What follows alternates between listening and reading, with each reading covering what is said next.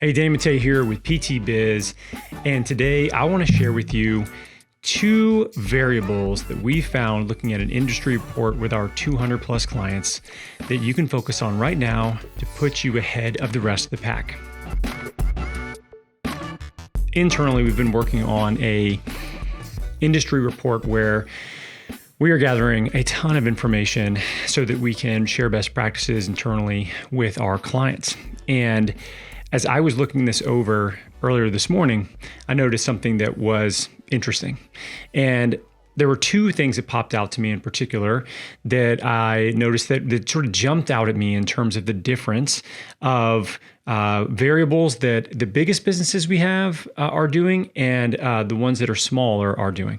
And the way that we look at our clients is we try to group them up by name tag colors. And what we found is there's a couple things. Number one, it's motivating to move from one name tag color to the next, but it also helps us group people together that are around the same size business so that they can focus on the goals that they have and sharing those with each other and helping problem solve in more of a peer-based environment as well with senior mentorship. So when we look at these name tag colors, they're based off gross revenue. And the biggest businesses that we have, these are our gold name tags. These are people that are over $1 million a year. And the smallest we have are white. And that would be under $100,000 a year. So a 10x difference basically in these two types of businesses.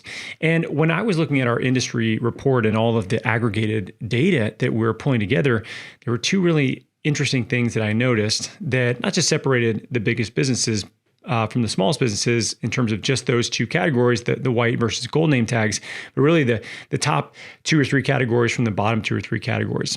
And those were, number one, their revenue per session, and number two, the percent of recurring revenue that they had in comparison to the smaller businesses.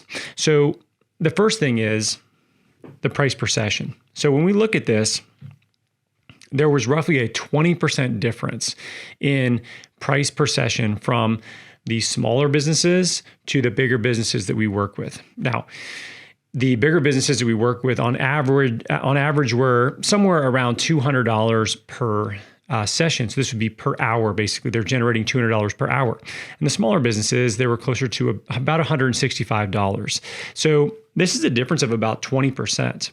I want you to think about that for a second, because the difference in terms of what that does for your business is astronomical. It's massive.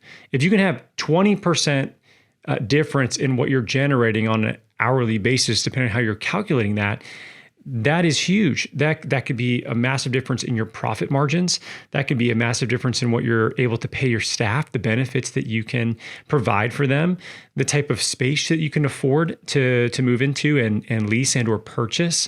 And the funny thing is, it's sort of this chicken or the egg situation, right? Did they start to charge more money as they got bigger? And because they were a bigger, more established brand, they were able to charge that? Or did they get bigger because they were able to charge more and they had more profitability to reinvest in their people and space and benefits and building a culture that's really attractive to bringing talent in? Well, you could make the case for either, but in my experience working with hundreds of these clinics at this point, face to face, I see the people that are able to charge what they're worth early on, they tend to scale much faster. And maybe some people, it takes them longer than others to get there, because when we look at price points and what you're charging, frankly, there's two big variables. Okay, one is location. So, if you're in a tiny town of 5,000 people, you're going to have a harder time than if you're in downtown Chicago, right? I mean, that's the reality. It doesn't make as much of a difference as you think. And there's pros and cons to both of those locations. But the second thing is, what do they feel like they're worth? And I've seen fantastic clinicians in real small areas that charge a premium that would be equivalent to what somebody in a bigger city charges. And they tend to be the most profitable of all the clinics. Even yesterday, I had a conversation with one of our bigger clinics, and their average visit rate was hovering closer to $250 to $260 an hour, when our average for these bigger businesses is closer to 200. So they're on the way upper end of that. And that means that they can really reinvest in paying their people a high salary, and they can offer a lot of the benefits that you would want as a bigger clinic, right? As a more established clinic would do. And that is an unfair advantage for you in a lot of ways. Number one, it creates far more profitability, but it also allows you to really recruit and retain people much better. The other thing, when we look at this one variable, what are you charging? In my opinion, it really comes down to what you think you're worth. And this is where a lot of people struggle with the mindset of what they can charge, because they don't think that they're worth it, or they don't know what people will pay. And it's more of a mindset issue than it is anything else. It's more of a mindset issue than it is a skill set issue in most cases. Most clinicians are fantastic at what they do. Otherwise, they wouldn't have gone into business for themselves in the first place. They wouldn't have felt confident and competent enough to do so. So what's holding them back? Well, it's that they don't think people will pay for it, or they have a sort of mental block around the fact that they don't maybe know what they're worth, or think that they're charging too much and they feel bad about that. And they think that somebody's not going to be able to buy groceries because they're working with you for a visit to help them with their back pain, or something like irrational like that. We see this all the time. This is, for us, the bigger variable than location, in my opinion. And that comes down to your mindset. And that's actually one of the most valuable things when we start to see people get around each other and they get around other businesses. I see this every time that we have an event. People start talking about their price points and what they're paying staff and their overhead and all this stuff. And all of a sudden we see just a massive amount of price adjustments that happen, frankly, that needed to happen so that they can put themselves in a more competitive environment and charge their worth. Now, the second thing is the percent of their volume of their revenue is coming from recurring visits. So the bigger businesses had a much higher percentage of recurring visits than the smaller businesses. Now, again, this is a chicken or the egg thing, right? Well, they've been around longer in most cases. They have more people that are coming back. And that is very true. Obviously, the longer you're in business, the more likely it is you're going to have recurring business. But if you engineer that incorrectly, you can sort of have a higher percentage of that from the get-go. It has to be a part of your sales cycle. And one of the fastest sort of changes that people can make as far as decreasing their dependency on new volume, but also really increasing their ability to scale, is to really get people to stick around and work with you on an ongoing basis.